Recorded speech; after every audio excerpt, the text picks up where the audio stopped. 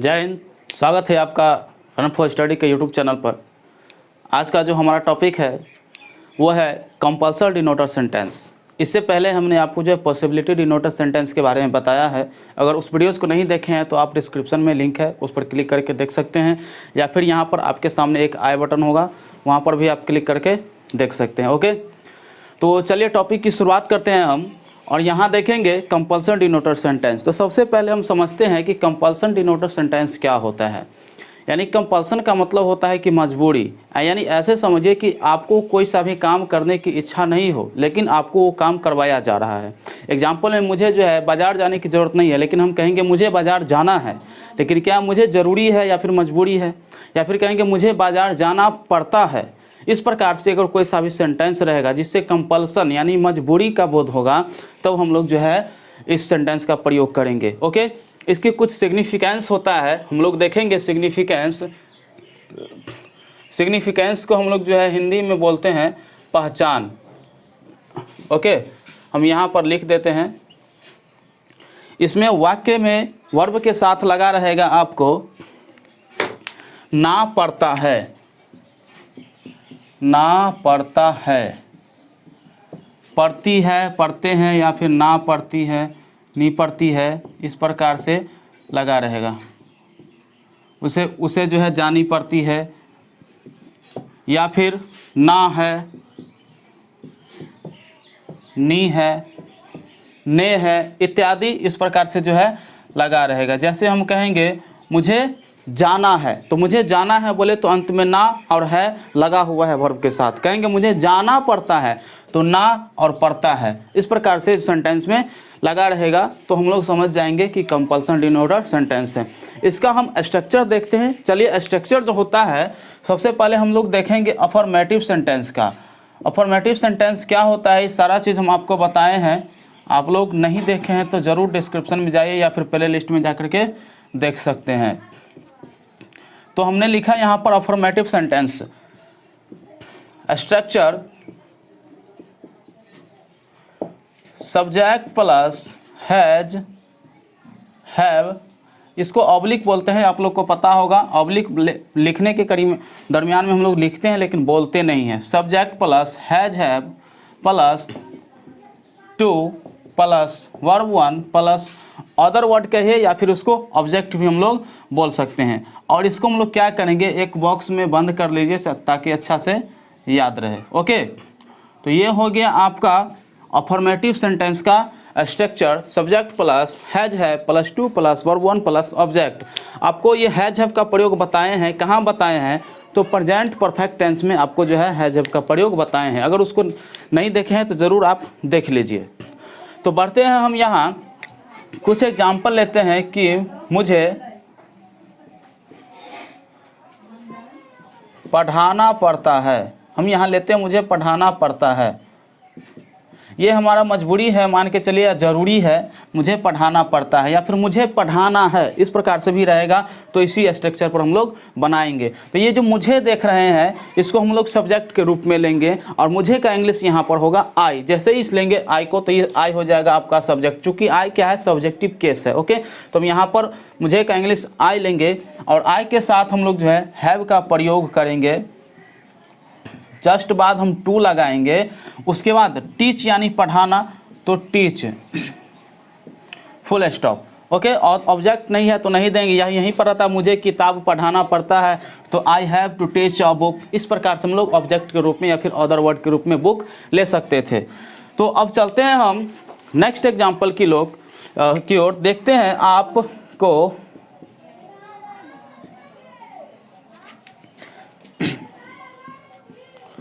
पटना जाना पड़ता है, या आपको पटना जाना है, इस प्रकार से हमने लिखा आपको पटना जाना है। तो सब्जेक्ट हो जाएगा आपको यानी यू के साथ हम लोग जो है हैव का प्रयोग करेंगे। जो कि प्लुरल सब्जेक्ट रहेगा तो हैव का प्रयोग करेंगे, और सिंगुलर रहेगा तो हम लोग हैज का प्रयोग करेंगे। ही सी इट, या फिर कोई सिंगुलर सब्जेक्ट रहेगा तो हम लोग जो हैज का प्रयोग करेंगे। You we they and plural subject के साथ हम लोग जो है हैव का प्रयोग करेंगे। और एक बात याद रखेंगे कि आई के साथ भी हैव का प्रयोग करते हैं। तो यू हैव, उसके बाद हम लोग यहाँ टू का प्रयोग करेंगे। वर्ब है आपका जाना, तो हो गया आपका गो, वर्ब 1 है इसीलिए गो। और कहाँ जाना है तो आप जानते हैं जिसके नज़दीक जाते हैं उससे पहले टू का प्रयोग करते हैं और ऑब्जेक्ट के रूप में आपको हो गया पटना। ओके, तो you have to go to Patna. इस प्रकार से जो है आप बना सकते हैं। अब चलते हैं हम निगेटिव स्ट्रक्चर की ओर और यहाँ पर लिखेंगे निगेटिव सेंटेंसेस। और भी आप अपने मन से बहुत सारा एग्जाम्पल ले सकते हैं जहाँ तक आपकी सोच डेवलप हो इस हिसाब से। ओके, तो यहाँ हम लिखते हैं निगेटिव सेंटेंसेज। निगेटिव सेंटेंसेज में क्या होता है आप अच्छे तरीक़ा से जानते हैं कि हेल्पिंग वर्ब के बाद यहाँ पर हेल्पिंग वर्ब जो है आपका हैज़ और हैव है और इसके जस्ट बाद जो है नो या नॉट का हम लोग प्रयोग कर देंगे तो हो जाएगा आपका निगेटिव सेंटेंसेज। ओके, प्लस यहाँ पर नॉट जोड़ दिए। Okay, subject plus has have plus यहाँ नॉट, फिर से लिख देता हूँ अच्छे से।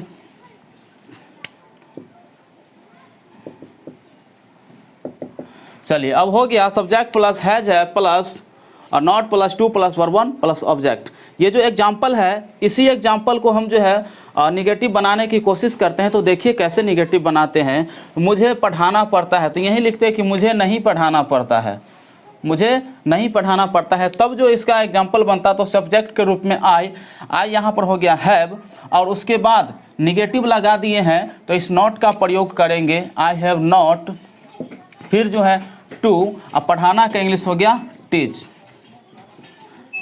इस प्रकार से जो है हम बना सकते थे। और भी इसी एग्जाम्पल को हम निगेटिव बनाते हैं। आपको पटना नहीं जाना है, यहाँ हमने नहीं शब्द जोड़ा, आपको पटना नहीं जाना है, नहीं शब्द हमने जोड़ा तो ये आपका निगेटिव हो गया। या फिर कोई निगेटिव वर्ड भी हम लोग जोड़ेंगे तो आपका निगेटिव सेंटेंस हो जाएगा। निगेटिव वर्ड क्या होता है ये आपको आगे हम ज़रूर बताएंगे।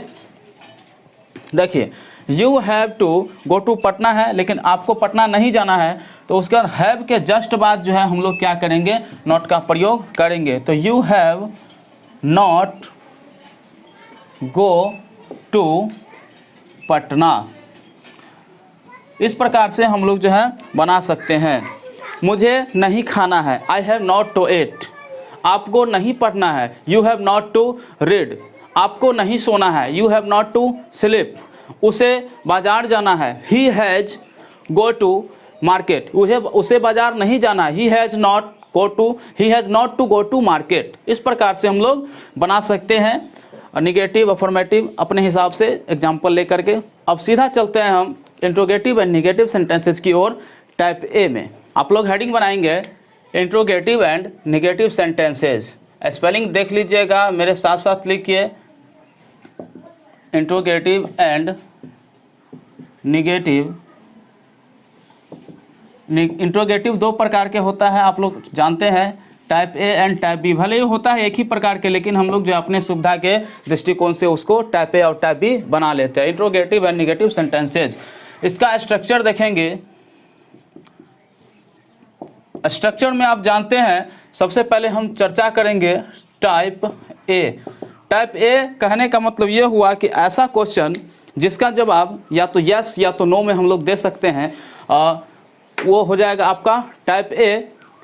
और इसमें क्या होगा कि सब्जेक्ट के पहले हेल्पिंग वर्ब को रख देंगे। जैसे हम यहाँ पर लिखे थे सब्जेक्ट प्लस हैज है plus to plus verb 1 plus object, लेकिन यहाँ पर जो हैज और हैव है इसको हम क्या करेंगे, सब्जेक्ट के पहले रख देंगे। तो ये हो जाएगा आपका type A, has have plus subject plus not plus to plus verb 1 plus object या फिर अदर वर्ड प्लस यहाँ पर जो है आपको क्वेश्चन मार्क लगा देंगे। तो ये हो गया आपका टाइप ए इंट्रोगेटिव सेंटेंसेज।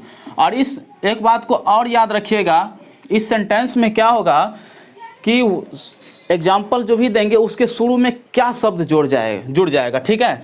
तो हैज है plus subject plus not plus to plus verb 1 plus object. Example लेते हैं हम यहाँ पर। मुझे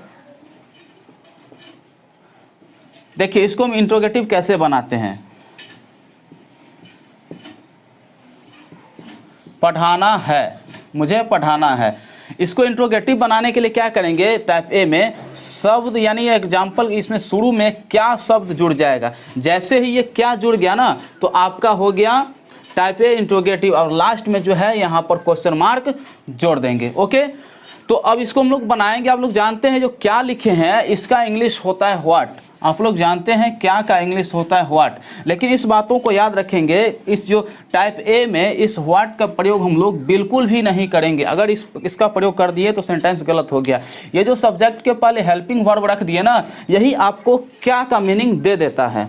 तो हो जाएगा आपका सब्जेक्ट है मुझे, यानी आई के साथ आप जानते हैं हैज और हैव का प्रयोग करेंगे, तो हैव का सब्जेक्ट के अनुसार ही हम लोग हैज हैव का प्रयोग करेंगे। इस बातों को याद रखेंगे। पहले सब्जेक्ट का चयन कर लेंगे, उसके बाद हेल्पिंग वर्ब का प्रयोग करेंगे। तो सब्जेक्ट है आई के साथ हो गया हैव आई। यहाँ पर नॉट यानी निगेटिव शब्द नहीं जुड़ा है तो नहीं प्रयोग करेंगे। यहीं पर आता क्या मुझे नहीं पढ़ाना है, अगर यहाँ पर जोड़ देते क्या मुझे नहीं पढ़ाना है, तब सब्जेक्ट के बाद इस नॉट का प्रयोग करते। उसके बाद फिर टू, और वर्ब है आपका टीच, लास्ट में क्वेश्चन मार्क जोड़ देंगे। तो have I not to teach, क्या मुझे नहीं पढ़ाना है। और एग्जाम्पल लेते हैं, क्या राम को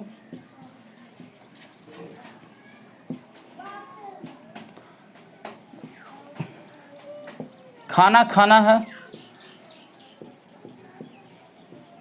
हम लेते हैं क्या राम को खाना है, या फिर क्या राम को खाना पड़ता है। इस प्रकार से हम लोग लिखेंगे। तो क्या यहाँ सबसे पहले देखेंगे सब्जेक्ट हो जाएगा राम। अब राम में आर जो है कैपिटल लिखेंगे चूंकि ये नाम है, और उसके पहले हैज़ का प्रयोग करेंगे तो हैज़ राम, और यहाँ निगेटिव का प्रयोग नहीं हुआ तो नहीं करेंगे, सीधा टू लगाएंगे। उसके बाद खाना का इंग्लिश होता है आपका ईट, ठीक है, हैज़ राम टू ईट, जो भी खा रहा है फूड खा रहा है यहाँ पर, तो ऑब्जेक्ट के रूप में हम लोग प्रयोग कर देंगे। मील खा रहा है तो मील का प्रयोग कर, लंच है तो लंच का प्रयोग हम लोग कर देंगे। ओके, ऑब्जेक्ट के रूप में। तो अब आते हैं हम लोग लास्ट में क्वेश्चन मार्क जो है जोड़ देंगे। तो हैज़ राम टू ईट। और भी हम बहुत सारा एग्जाम्पल ले सकते हैं अपने इच्छा अनुसार। तो एक और एग्जाम्पल आप अपने हिसाब से बताइए, क्या मुझे मोबाइल चलाना पड़ता है। सीधा सा बात लेते हैं, क्या मुझे मोबाइल चलाना पड़ता है। तो हैव आई, उसके बाद हो जाएगा टू ऑपरेट, मोबाइल चलाना के इंग्लिश हम लोग ऑपरेट लेंगे, operate the mobile. Have I to operate the mobile. इस प्रकार से हम लोग बनाएंगे और लास्ट में क्वेश्चन मार्क जोड़ देंगे। अब चलते हैं हम लोग टाइप बी में। तो टाइप बी बनाने के लिए हम लोग क्या करेंगे, ये जो देख रहे हैं ना स्ट्रक्चर, इसी में हम हल्का सा बदलाव करेंगे। और क्या बदलाव करेंगे जस्ट अभी आप देखेंगे। तो हमने बदलाव किया है यहाँ पर, सब ये जो हेल्पिंग वर्ब है इसके जस्ट पहले WHQ रख दिए हैं, और ये हो गया आपका टाइप बी। बहुत आसान है। लेकिन इससे पहले यहाँ से देख रहे थे तो ये पूरा का पूरा टाइप ए, लेकिन पहले हम WHQ जोड़ दिए तो टाइप बी हो गया। और इसमें सेंटेंस के शुरू में क्या नहीं लगा रहेगा, इस बातों को याद रखेंगे। बीच में यानी सेंटेंस के बीच में क्वेश्चन मार्क जुड़ा रहेगा, या फिर क्वेश्चन शब्द जुड़ा, क्वेश्चन मार्क नहीं क्वेश्चन शब्द जुड़ा रहेगा। ओके, और लास्ट में क्वेश्चन मार्क जुड़ा रहेगा। जैसे यहाँ पर एग्जाम्पल लेते हैं, आपको